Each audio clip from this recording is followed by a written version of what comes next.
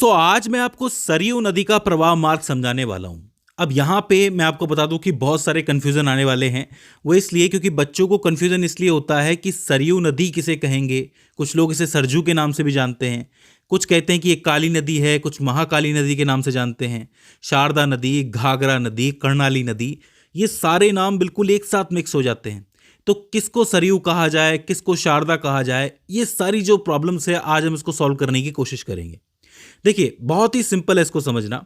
सबसे पहले तो आप ये नक्शा देखिए।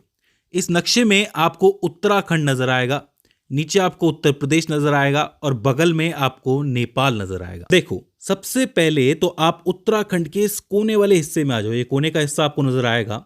यहां पे सबसे कोने में आप देखोगे तो आपको ओम पर्वत नजर आएगा। ओम पर्वत के थोड़ा पास में एक नंदा पर्वत रेंज है, नंदा श्रृंखला है। वहां पे काला पानी नाम की एक जगह है। ये काला पानी वो नहीं है जहां पे जेल होती है, ये अलग काला पानी है। काला पानी नाम की एक जगह है, वहां से ग्लेशियर से एक नदी बहना शुरू करती है जो कि आगे बढ़ती है। यहीं पे थोड़ा आगे चल के माता काली का एक मंदिर है और उसी मंदिर के आधार पे इसका नाम पड़ा हुआ है काली नदी। ध्यान से समझ लो, काली नदी यहां से बहना शुरू करती है।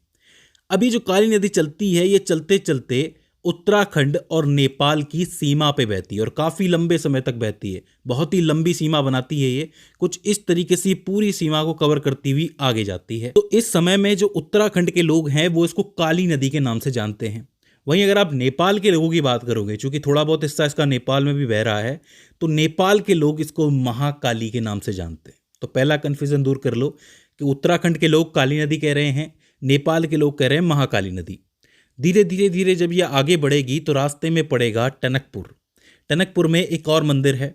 जैसे ये टनकपुर क्रॉस करेगी, इंडिया के जो लोग हैं इसको शारदा का नाम दे देंगे। शारदा नदी का नाम मिल जाएगा इसको इंडिया के अंदर। ध्यान रखिए, अभी भी उत्तराखंड के लोग इसको काली नदी कहते हैं, तो उत्तराखंड के लोग तो इसको काली नदी ही कहेंगे, नेपाल के लोग इसको महाकाली नदी कहेंगे। लेकिन टनकपुर क्रॉस हो जाएगा तो उसके बाद इसको शारदा नदी का नाम भी मिल जाएगा। ये जो शारदा है या काली है या महाकाली है, ये बहती हुई इस सीमा को पूरा कर लेगी। अब ये नदी पीलीभीत जिले से उत्तर प्रदेश में प्रवेश करती है और सीतापुर जिले की तरफ आगे बढ़ जाती है। अब यहाँ पे ध्यान देने वाली बात यह है कि नेपाल के ऊपर तिब्बत की पहाड़ियों से एक और नदी निकलती है जिसका नाम है कर्णाली नदी। अब वैसे तिब्बत में इसको किस नाम से जाना जाता है? मैप्चा सांगपो। मैप्चा सांगपो के नाम से जाना जाता है, लेकिन नेपाल में इसे कर्णाली नदी के नाम से जाना जाता है। ये जो है नेपाल में बहते बहते आगे बढ़ती है और नेपाल क्रॉस करके ये भी उत्तर प्रदेश पहुंचती है और उत्तर प्रदेश के सीतापुर जिले के अंदर आके शारदा से मिल जाती है। अब यहाँ पे एक और कंफ्यूजन है कि नेपाल में इसे कर्णाली नदी कहा जा रहा है, लेकिन भारत में इसे क्या कहा जाता है? घाघरा नदी। जी हाँ, घाघरा नदी कहा जाता है। तो ये देख लो कि घाघरा हो या कर्णाली हो, वो एक ही नदी है, बहती हुई आती है सीतापुर जिले के अंदर आके जो आपकी शारदा है उससे मिल जाती है। वहां से ये नदी हो जाती है एक, और वहां से ये नदी जो चलती है इसको आप घाघरा कह सकते हो, निचली घाघरा कह सकते हो या निचली सरयू भी कह सकते हो। देखो फिर से एक बार नामों में कंफ्यूजन ना हो, मैं बता देता हूं आपको। यहां से जो नदी बह के आई है उसका नाम काली है, महाकाली है या शारदा है। तीन नाम तो इसके हो जाते हैं। ये जो आ रही है इसको तिब्बत में कहते हैं मैप्चा सांगपो, इसको नेपाल में कहते हैं कर्णाली और भारत में कहते हैं घाघरा। ये दोनों नदियां आके कहाँ मिली? यहाँ पे सीतापुर जिले में आके मिली। जब ये दोनों मिल गई तो इसको आगे हम लोग घाघरा भी कह सकते हैं, निचली घाघरा भी कह सकते हैं और निचली सरयू भी कह सकते हैं, सरयू नदी। अब ये जो सरयू या फिर घाघरा कह लो, ये नदी आगे जाके अयोध्या को क्रॉस करती है और आगे बढ़ते बढ़ते ये जो बलिया को क्रॉस करके बिहार में एंटर करती है। बिहार में कहाँ? रेलवेगंज के पास, छपरा से पहले। और वहीं एक और नदी जो उत्तराखंड से बहती हुई आ रही है जिसको आप गंगा नदी कह रहे हो, वो इस तरीके से नीचे से आती है, जो पहले प्रयागराज पहुंचती है, फिर वाराणसी पहुंचती है, गाजीपुर, बलिया क्रॉस करते हुए बिहार के अंदर एंटर करती है और छपरा से पहले रेलवेगंज में ये दोनों नदियां आपस में मिल जाती है। मतलब ये जो आपकी घाघरा कह लो या सरयू कह लो, ये जाके गंगा जी में विलीन हो जाती है। तो अब ये कंफ्यूजन है कि सरयू किसे कहा जाएगा। तो देखो, इस नीचे वाले हिस्से को भी सरयू कहा जा सकता है। अगर आप हिंदू मान्यताओं के हिसाब से देखोगे तो इस पूरे हिस्से को ही आप सरयू कहोगे कि ये पूरा मिल गया तो ये पूरा सरयू ही होगा जो उत्तराखंड से आ रहा है।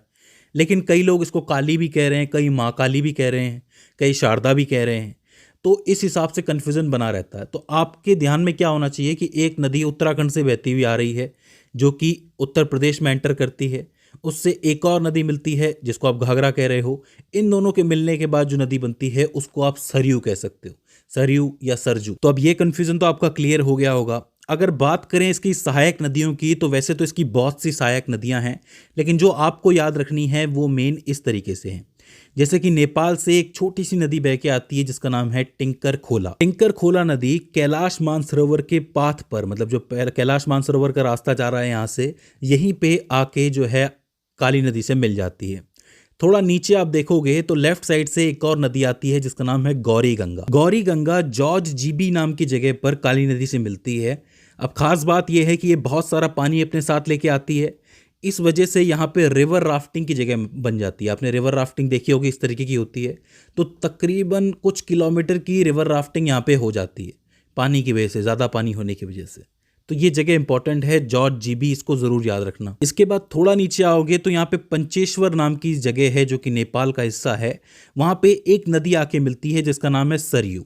इसको आप ऊपरी सरयू कह सकते हो। मैं आपको बता दूं कि एक सरयू नदी जो है उत्तराखंड में ही पैदा होती है और उत्तराखंड में ही काली नदी से मिल जाती है। इसको ऊपरी सरयू कहा जा सकता है, तो इसे आपको ज़रूर याद रखना है। ये पंचेश्वर में मिलती है, ठीक। पंचेश्वर एक जगह है।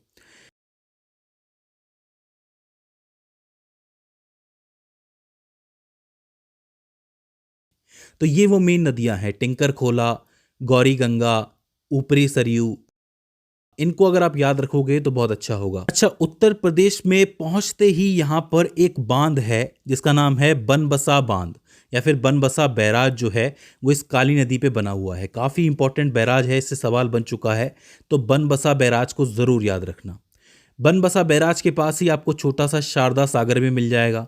शारदा नदी के नाम पे ही पड़ा हुआ है इसका नाम भी, शारदा सागर, तो इसे भी आप याद रख सकते हो। अच्छा, यहाँ एक कंफ्यूजन और है कि जो घाघरा नदी और शारदा नदी मिलती है, मैंने कहा कि ये सीतापुर ज़िले में मिलती है। अब यहीं पे पास में आपको बहराइच भी नज़र आएगा, तो कभी कभी ये भी हो जाता है कि बहराइच और सीतापुर के आसपास का जो है एड्रेस दे दिया जाए कि भाई कहाँ मिलती है, बहराइच ज़िले के पास मिलती है या फिर सीतापुर ज़िले के अंदर मिलती है या फिर भारत नेपाल सीमा के पास मिलती है। तो तीनों आंसर हो सकते हैं, बहराइच ज़िले के पास मिलती है, सीतापुर ज़िले के अंदर मिलती है या फिर भारत नेपाल सीमा के पास मिलती है, घाघरा और शारदा नदी। तो इसको आपको ज़रूर याद रखना है, इसमें बिल्कुल भी कंफ्यूज मत होना। अच्छा, ये जो निचली सरयू चली है या फिर इसको घाघरा कह लो, इसकी भी कुछ एक सहायक नदियाँ हैं।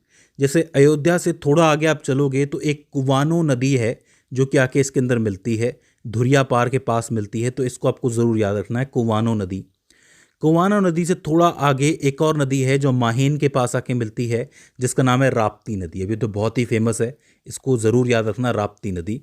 और इसके थोड़ा सा आगे हनुमानगंज के पास एक और नदी मिलती है जिसका नाम है छोटी गंडक।